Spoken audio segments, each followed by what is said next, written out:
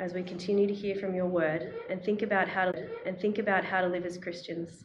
Please be with us all today and throughout the week as we seek to live for your glory. Amen. So we have some family news now, some announcements. The first announcement, let me just make sure I've got them in the correct order here. So the women's event is coming up. It's been a few years since we've been able to have the women's conference, but last time I was able to go, it was such a fantastic day. Really great way to connect with the women of Canberra, and there were some amazing speakers there. And I'm a lover of music, and the band was just fantastic. And it's so lovely to be in an auditorium full of women singing glory and praises to God. So that's a lovely thing to go to. Early bird registration is open now. I'll be there, and it would be really great if all the women of the church could be there with me. It'd be so wonderful. Camp Renew is happening this year. Yay, how exciting. We haven't been able to go for a number of years because of COVID, but this year it's happening and it's so exciting. We're going to Jindabyne, and that's October 14th to 16th. So in the weekly email, you can access the registration to that. Last time we had Camp Renew, we did a campaign called The Heart, and it was just amazing. We all came away really praising God and having amazing things to think about, and it was really a great weekend. So I would encourage you all to sign up for that. Not only is there great teaching from Steve, but also it's a really good way to get to know your church family. So would really encourage everybody to come along to that. So on Tuesday evening, there was an event at the McLaren's house, I believe, and it was about pregnancy loss. So I've got Tom and Marty who were able to go to that event, and they're going to tell us a bit about what happened there and what that was about. So I'll invite them to come up.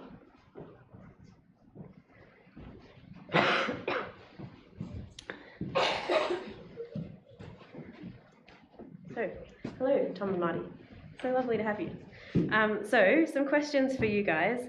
What is something that stood out for you, or an aspect of the gospel that stood out for you on Tuesday night? Oh, but before you answer that, tell us a bit about what it was about.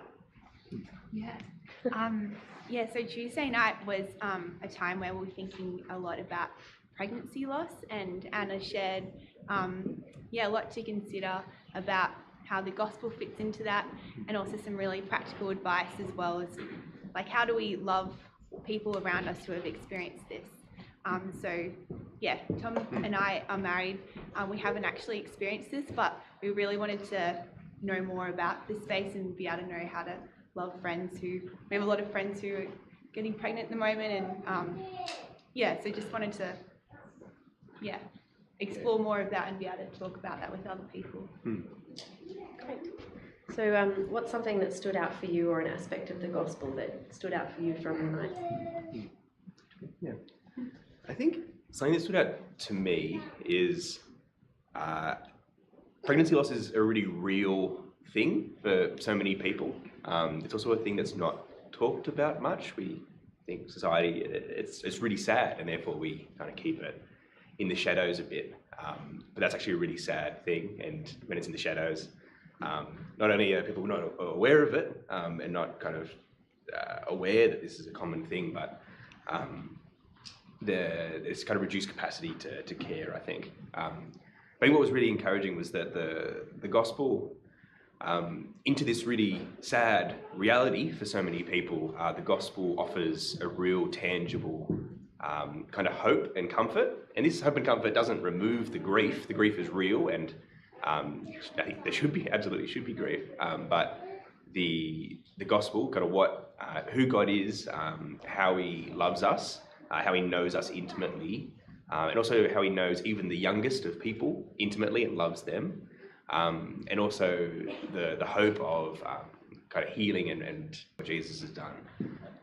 That's real hope into that really kind of dark, sad reality. And so that's comfort for something that's really hard.